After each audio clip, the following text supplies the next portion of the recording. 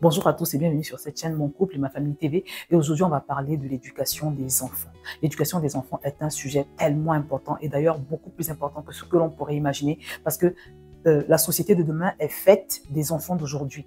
Vous voyez, et l'état de la société dépend aussi de comment est-ce que nous, les parents, qui avons la responsabilité de ces enfants de demain, investissons en eux, de comment est-ce que nous prenons le temps de les encadrer, de leur donner l'éducation qu'il faut, les repères qu'il faut, les bases qu'il faut, d'où la haute importance de ce sujet. Donc aujourd'hui, je vais voir ensemble avec vous 4 éléments indispensables quand on parle de l'éducation des enfants. C'est sûr que la liste que je vais vous donner est loin d'être exhaustive quand on parle d'éducation des enfants, mais c'est vraiment des éléments que je trouve incontournables en fait.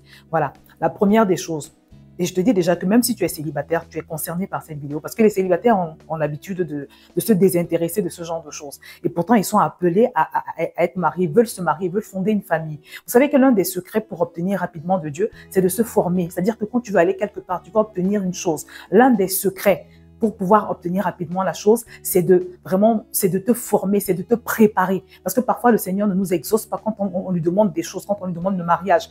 Il t'observe, tu lui demandes le mariage, tu pries chaque jour, tu jeûnes. Mais quand il t'observe, tu n'es pas prête. Tu n'es pas prête pour être une bonne épouse. Tu n'es pas prête pour élever les enfants. Quand il regarde ton état émotionnel, il voit que c'est compliqué. Et cela ne joue malheureusement pas en ta faveur. D'où la haute importance, même pour un célibataire, vraiment de savoir ces choses. Donc, la première des choses à faire, donc, pour les personnes voilà, qui sont appelées à être parents ou bien qui sont déjà parents, c'est d'investir en nous-mêmes.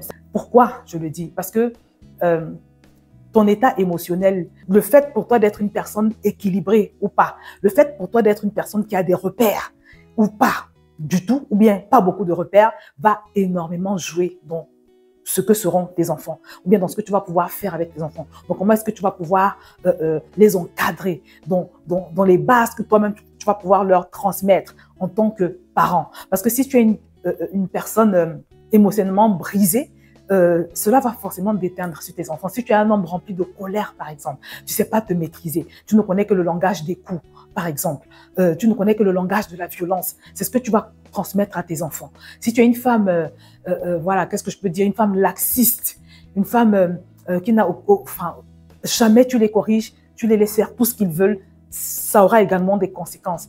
D'où la haute importance pour toi et pour moi de faire des recherches, de nous préparer, de nous former. Tout seul, parce que par la grâce de Dieu, aujourd'hui on est au 21e siècle, il y a tellement de ressources, que ce soit sur les réseaux sociaux, sur Internet, dans les bibliothèques, tu as des livres. Prends le temps, mon frère, ma soeur, d'investir en toi, de comprendre qu'est-ce que c'est qu'un enfant, comment est-ce qu'on fait, comment est-ce qu'on procède, quelles sont les choses importantes. Prends le temps d'investir en toi pour devenir une meilleure personne, pour sortir des états émotionnels instables.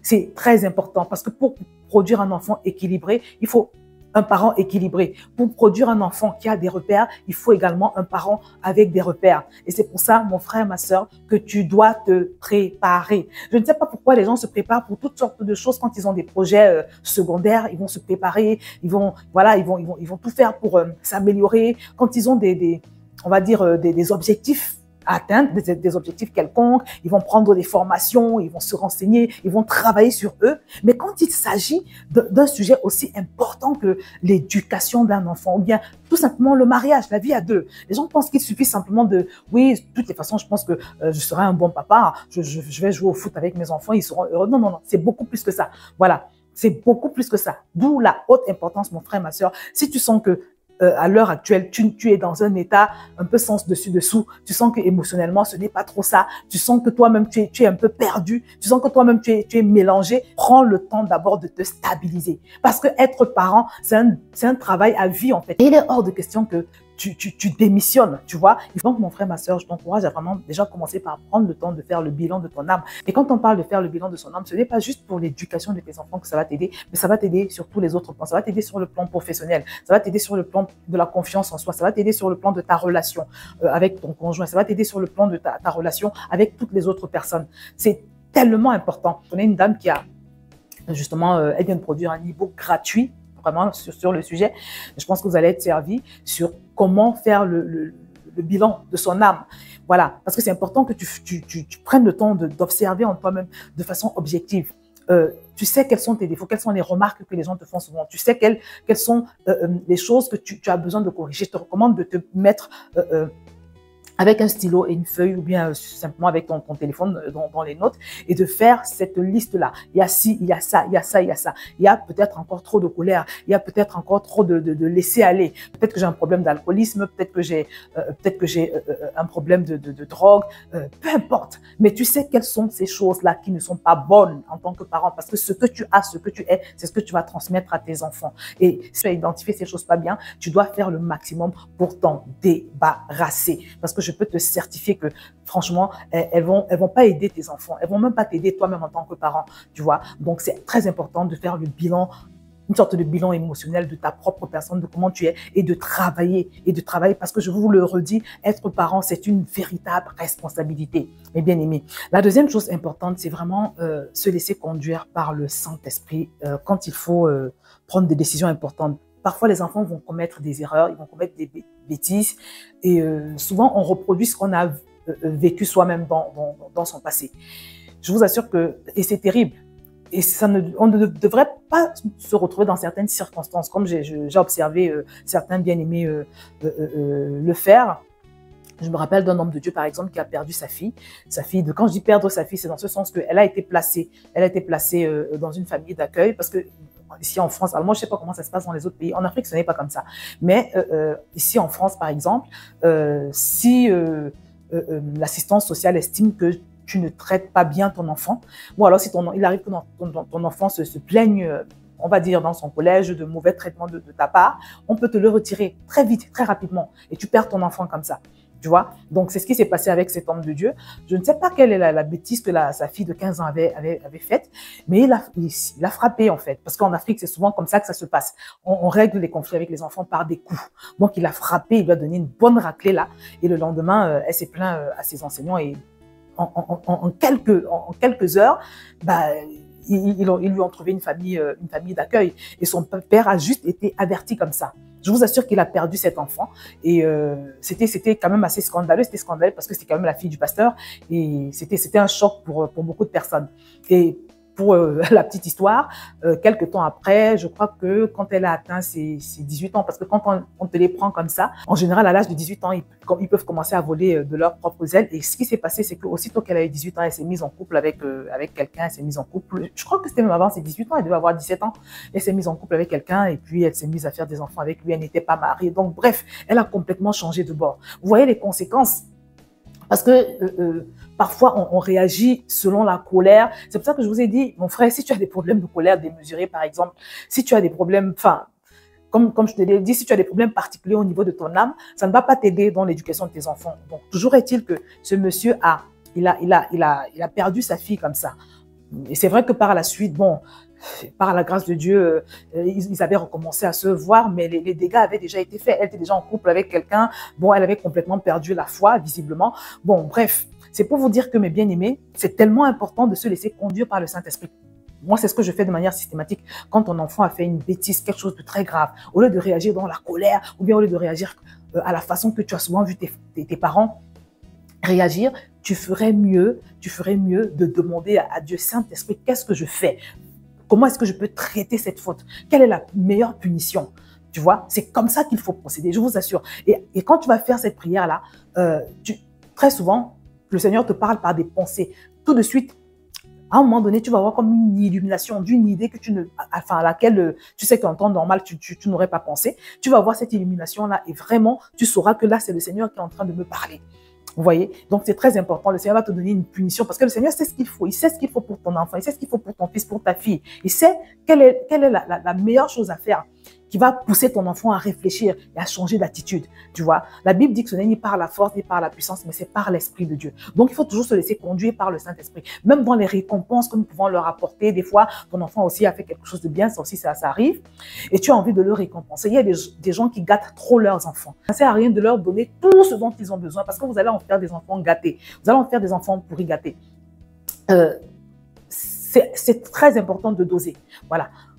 Ce que je veux dire, mon point, mes bien-aimés, c'est vraiment de vous encourager à impliquer le Saint-Esprit dans l'éducation de vos enfants, à ne jamais réagir selon vos émotions, dans la chair. Non, non, non. Il faut impliquer le Saint-Esprit. Saint-Esprit, qu'est-ce que tu dis? Si tu as un doute, pose-toi la question de savoir, bon, par rapport à cette situation que mon enfant traverse, que ferait Jésus à ma place? Parfois, l'enfant va traverser un moment difficile, un moment de persécution à l'école, un moment peut-être de dépression. Comment tu gères? Comment tu gères? Tu pries. Quand tu vas prier, le Saint-Esprit va te donner la solution. Parfois, il va te demander de prier, de prendre autorité. Moi, je connais une bien-aimée comme ça qui a partagé son témoignage. Sa fille de 11 ans, elle se faisait malmener tous les jours par ses camarades de classe. Et un soir, elle a pris une soirée, un jour, elle a fait une prière très forte. Et ces harcèlements se sont arrêtés tout de suite. Tu vois, des fois, c'est juste une action que l'enfant doit poser, une attitude. Parfois, le Saint-Esprit peut te dire, non, non, il faut rencontrer l'enseignante, il faut que l'enseignante convoque les parents. En tout cas, il y a une solution appropriée. Et le Saint-Esprit a cette solution. Quelle que soit la difficulté que ton enfant traverse, le Saint-Esprit sait quelle est la solution. Il ne faut jamais réagir selon ta propre sagesse. Mais il faut toujours te laisser inspirer par le Saint-Esprit parce que sinon, on commet beaucoup de bêtises. On commet beaucoup d'erreurs qui sont préjudiciables et que parfois, on ne peut pas rattraper. Vous voyez? Alors, maintenant, la troisième chose importante, c'est faire preuve de fermeté, les amis. Surtout quand ils sont encore petits. J'ai lu un livre il y a de cela quelques années et le titre de ce livre c'était « Tout se joue avant l'âge de 6 ans ». Quand les enfants sont petits, mes bien-aimés, c'est le meilleur moment pour leur donner des repères. C'est le meilleur moment pour leur montrer les limites qu'ils ne doivent pas franchir. Moi, je vois beaucoup d'enfants que les parents laissent faire tout ce qu'ils veulent. Une fois, je me rappelle, je suis allée dans un magasin, un supermarché, et je vous assure que j'ai vu un petit garçon, il devait avoir 5-6 ans. Il criait sur sa mère, il lui donnait des coups de pied. À un moment donné, il a enlevé son manteau, il l'a jeté, il l'a propulsé à l'autre bout du supermarché. Et moi, j'étais choquée, tout le monde était étonné. Et la mère était là, elle était inactive, elle faisait rien.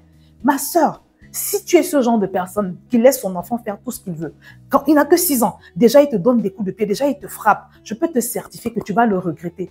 Attends seulement qu'il arrive à l'âge de l'adolescence. Parce que ça va s'empirer.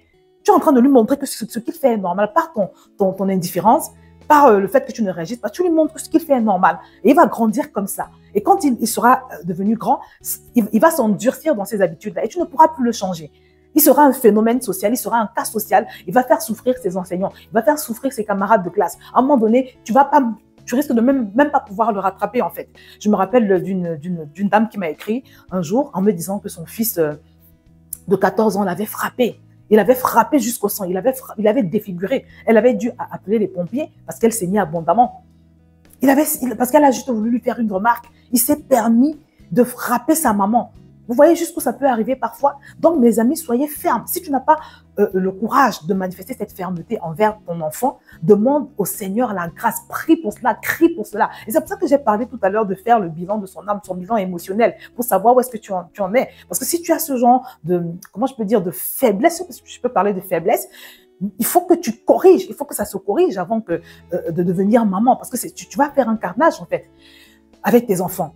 Non, non, c'est très, très, très, très important d'être ferme, de ne pas les laisser franchir les limites. Voilà. Simplement, comme je te l'ai dit, au niveau du comment les punir, parce que toutes les punitions ne marchent pas avec les enfants. C'est-à-dire, tu ne peux pas appliquer ce que tu as vu faire avec je sais pas, peut-être tu as un collègue ou un ami qui applique certaines choses avec son enfant. Chaque enfant a sa personnalité. Donc, il faut aussi agir en fonction de la personnalité de l'enfant. Et c'est pour ça que j'ai parlé de l'importance de se faire conduire par le Saint-Esprit. Tu vois? Donc, c'est très, très, très important de ne pas les laisser faire tout ce qu'ils veulent. Quand ils ont fait une bêtise, il a frappé son camarade de classe. Il a dit un gros mot, par exemple. Il faut l'arrêter, il faut lui montrer la différence entre le bien et le mal. C'est pour ça que la Bible nous dit d'instruire l'enfant pendant qu'il est encore jeune, de l'instruire selon les voies du Seigneur. Et quand il sera grand, il ne s'en détournera pas. C'est pour ça aussi que c'est important d'avoir ces moments vraiment de partage de la parole de Dieu avec eux, où on leur fait vraiment comprendre ce que Dieu dit, ce que Dieu attend de nous. Quand mes enfants étaient petits, quand tu vas là, ici à Paris, on a une bibliothèque où vraiment tu as tout un coin, tu as un coin non seulement de livres, mais de toutes sortes de supports. Parfois, c'était des DVD qu'on leur achetait pour les enfants, pour les édifier eux-mêmes en fait, pour leur permettre de recevoir on va dire le système de pensée de Dieu, mais avec des supports qui sont adaptés aux enfants. Tu vois, donc mets le paquet, investis aussi dans tes enfants. Donne-leur des repères. Voilà. Explique-leur les 10 commandements. Ça, c'est vraiment la base. Explique-leur les choses que Dieu n'aime pas. Aide-les à discerner le bien du mal et faire-leur comprendre l'importance également de faire du bien. Voilà. Donc ça, c'est pour la troisième chose. Être ferme, ne pas laisser passer n'importe quoi. Voilà. Ne pas tolérer des écarts. Enfin, prier et déclarer sans cesse la prière. Tu peux faire tout ce que tu veux, tout ce que j'ai cité précédemment. Mais si tu ne pries pas pour ta progéniture, si tu ne pries pas pour tes enfants, tu auras de grosses surprises. Parce que la vérité, c'est que Satan a relâché des démons sur les enfants. Parce qu'il sait que s'il réussit à détruire cette jeunesse-là, il a détruit la société de demain. Donc, c'est tellement important de mettre tes genoux au sol. Moi, j'ai l'habitude de le dire. C'est bien de parler, d'avoir des temps de partage avec les enfants, de méditer la Bible, de leur donner des repères. Comme je dis, c'est très, très important hein, parce que c'est vraiment quand même la base. Mais il faut accompagner cela de beaucoup de prières. Il faut sécuriser cela par tes prières. Il faut sécuriser et les conseils que tu leur donnes et les partages de la parole de Dieu que tu fais avec eux. Il faut sécuriser tout cela par la prière parce qu'il y a une activité spirituelle autour de tes enfants. Il y a une activité démoniaque autour de tes enfants. Et si tu ne pries pas, malgré toutes tes œuvres, tes bonnes œuvres, ta bonne volonté de leur donner une bonne éducation, tu risques d'avoir de grosses surprises. Donc, tous les jours, mon frère, ma soeur, tu recommandes tes enfants entre les mains de Dieu. Tu demandes au Seigneur vraiment de les conduire, de les remplir, de les illuminer, de se révéler à eux, parce que ça, c'est vraiment l'idéal. Une fois que Dieu s'est révélé à ton enfant, que ton enfant a rencontré Dieu, c'est fini. C'est fini. Il va aller de gloire en gloire, de victoire en victoire. Tu n'auras même plus besoin voilà, de temps en temps, tu vas juste prier pour eux, parce qu'il faut toujours prier pour tes enfants, mais tu seras tranquille, tu seras en paix. Tu vois, donc prie. Érige une ligne de démarcation des œuvres du malin autour de ses enfants. Plonge-les dans le sang de Jésus. Plaide le sang de Jésus, les mérites du sang de Jésus sur tes enfants, sur leur corps, sur leur esprit, sur leur âme. Tous les jours, fais ce travail. Déclare que tes enfants ne seront pas égarés. Déconnecte-les spirituellement de toutes les mauvaises relations que Satan peut utiliser, que ce soit à l'école, que ce soit, je sais pas où d'autres, dans votre quartier, pour les dévier. Il faut que tu aies une vie de prière pour tes enfants. Moi, je prie pour mes enfants tous les jours. Je proclame toutes les choses que je veux voir dans la vie de mes enfants tous les jours. Je proclame pour leur sécurité. Je proclame pour qu'ils continuent de marcher dans les voies droites de Dieu. Je proclame pour que Dieu leur ouvre davantage les yeux. Je proclame pour qu'ils soient des enfants consacrés qui servent le Seigneur. Je proclame pour leur sécurité. Je proclame vraiment pour beaucoup d'aspects, beaucoup de choses que je veux voir dans leur vie. Et je sais que c'est des prières qui agissent dans le règne de l'esprit. Et ces prières érigent également une sorte de protection, une tour de protection autour de ces enfants. Parce que comme je vous le dis, ils sont énormément réclamés voilà, par le monde spirituel. Donc voilà, mes bien-aimés, c'est ce que je voulais partager avec vous. C'est un sujet qui est tellement important. Comme je vous l'ai dit, la liste n'est pas exhaustive, mais déjà, si tu mets en pratique ces 4 choses, je t'assure que ce sera une très, très bonne base déjà. Donc, on a parlé d'investir en soi-même parce que nous sommes les repères, les modèles que ces enfants doivent suivre. On a parlé de se laisser conduire par le Saint-Esprit dans l'éducation que nous leur donnons. On a parlé du fait d'être ferme, de ne pas les laisser faire tout ce qu'ils veulent. Et enfin, de prier et de déclarer sans cesse parce que tout est d'abord spirituel. Tu peux pas te contenter de parler seulement à tes enfants parce que pendant que tu leur parles, à l'école également, ils reçoivent des messages, que ce soit des enseignants ou de leurs camarades, des messages d'égarement, de déviation. Donc voilà, c'est ce que je voulais partager avec vous. J'espère que vous avez été édifiés. Si c'est le cas, n'hésitez pas à me le faire savoir en me mettant un like, un commentaire. Et bien évidemment, si vous n'êtes pas abonné, je vous encourage à le faire. N'oubliez pas de partager la vidéo. Que le Seigneur vous bénisse et à très bientôt sur cette chaîne.